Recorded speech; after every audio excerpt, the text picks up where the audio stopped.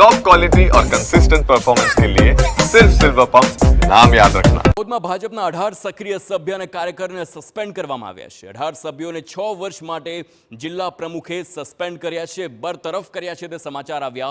નગરપાલિકા ચૂંટણીમાં મેન્ડેટ ન મળતા સભ્યોએ અપક્ષમાંથી ફોર્મ ભર્યા હતા। દેવગઢ બારિયા અને ઝાલોદ પાલિકામાં અપક્ષમાંથી અનેક ફોર્મ ભરાયા હતા અને અપક્ષ અને અન્ય પાર્ટીમાંથી ફોર્મ ભરનાર આ સભ્યો અને કાર્યકરોને સસ્પેન્ડ કરવામાં આવ્યા। દેવગઢ બારિયાના 6 અને ઝાલોદના 12 સક્રિય સભ્યને સસ્પેન્ડ કર્યા છે। ચૂંટણી પૂર્વે વિરુદ્ધ પ્રવૃત્તિ કરનાર સભ્યો સામે ભાજપે કાર્યવાહી કરી છે। તો પક્ષ વિરુદ્ધ પ્રવૃત્તિ કરનાર 18 સભ્યો જેમને બરતરફ કરવામાં આવ્યા છે।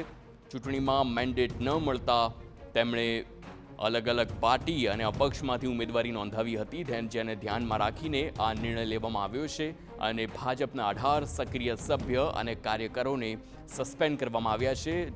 મહત્વની વાત એ છે કે દાહોદમાં ઝાલોદ અને દેવગઢ બારિયાની જે પ્રમાણે સ્થાનિક સ્વરાજની ચૂંટણી છે અને તેમાં જ મેન્ડેટ ન મળતા આ તમામ જે 18 સભ્યો હતા તેમણે અપક્ષ અને અન્ય પાર્ટીમાંથી ફોર્મ ભર્યા હતા, જેને લઈને નિર્ણય લેવામાં આવ્યો અને તમામ 18 સભ્યોને બરતરફ કરવામાં આવ્યા છે। મહત્વની વાત છે, ટૂંક જ સમયમાં નગરપાલિકાની ચૂંટણી, સ્થાનિક સ્વરાજની ચૂંટણી આવી રહી છે અને તેમાં પાર્ટી તરફથી કોઈકને મેન્ડેટ ન મળતા તે લોકો નારાજ થાય છે અને ત્યારબાદ આવા અનેક નિર્ણયો લેતા હોય છે, પરંતુ પાર્ટી પણ કડક કાર્યવાહી કરે છે અને પક્ષ વિરોધી પ્રવૃત્તિ કરવાના જે આખા મામલામાં તેમને બરતરફ કરવામાં આવે છે।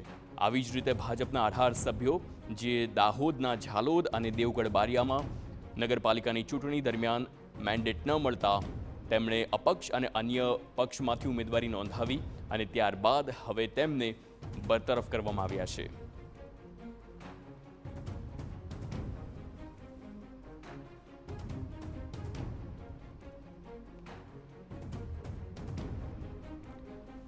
તો દેવગઢ બારિયાના 6 અને ઝાલોદના 12 જે સક્રિય સભ્ય હતા, આ તમામ સભ્યને પક્ષ વિરુદ્ધ પ્રવૃત્તિ કરવાના કેસમાં ભાજપે કાર્યવાહી કરી છે અને તમામ જે 6 અને 12 એટલે કે કુલ 18 સભ્યોને બરતરફ કરવાનો આ નિર્ણય લેવામાં આવ્યો છે। સંવાદદાતા પ્રિતેશ પંચાલ ફોનલાઈન પર છે। પ્રિતેશ, 18 સભ્યોને બરતરફ કરવામાં આવ્યા છે, કઈ બેઠક પરથી તે અલગ અલગ જે પાર્ટીમાંથી તેમણે ફોર્મ ભર્યા હતા તેવી માહિતી છે, વધુ વિગતો?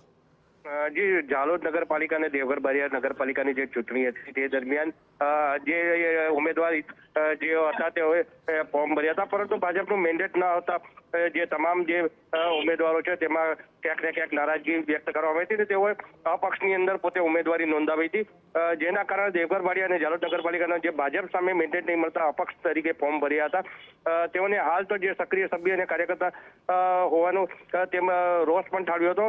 કુલ 6 જેટલા દેવગઢ બારિયા અને ઝાલોદની અંદર 12 જે સક્રિય સભ્યો છે, હાલ તો તેઓને બરતરફ કરવામાં આવ્યા છે। જે ભાજપના પ્રમુખ છે શંકર અમલિયાર, તેના દ્વારા તેને બરતરફ કરવામાં આવ્યા છે, જેના કારણે હાલ જે ચૂંટણીનો જે માહોલ છે તે ગરમાવા પામ્યો છે। કારણ કે જો ઝાલોદની વાત કરીએ તો ઝાલોદની અંદર જે 28 બેઠક છે તેનામાંથી ભાજપે 27 ઉમેદવારો જે છે તે મેદાને ઉતાર્યા છે, તેની સામે અપક્ષો જે છે તે વધારે છે અને સ્થાનિક અપક્ષો હોવાના કારણે ક્યાંક ને ક્યાંક ભાજપની બાજી બગડે તેવું હાલ તો લાગી રહ્યું છે। દેવગઢ બારિયામાં પણ આ જ પરિસ્થિતિ છે, કારણ કે જે નિમેશ જોશી છે તેનું પ્રથમ યાદીની અંદર નામ આવવા પામ્યું હતું, પરંતુ જે ફરી તાત્કાલિક તેનું નામ હટાવી અને જે વિશાલ બાલવાની છે તેને ઉમેદવાર તરીકે મુકાયા છે, ત્યાં પણ ક્યાંક ને ક્યાંક રોષ જોવા મળી રહ્યો છે।